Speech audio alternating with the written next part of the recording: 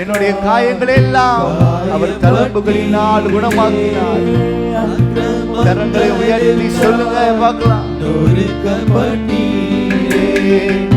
என் மீறுதலுக்காய் காயப்பட்டீரே, அக்கிரமங்களுக்காய் நொறுக்கப்பட்டீரே. சமாதானம் சமாதானம் கொடுக்கும் ஆக்கினை ஏற்று தண்டனை எல்லாம் எடுத்து கொண்டீரே.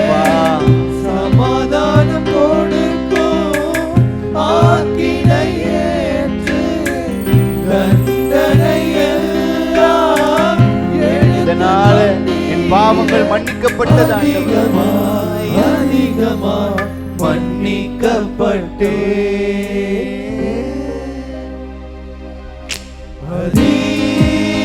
அதிகமாய் உம்மை நேசிப்பே, அதிகமாய்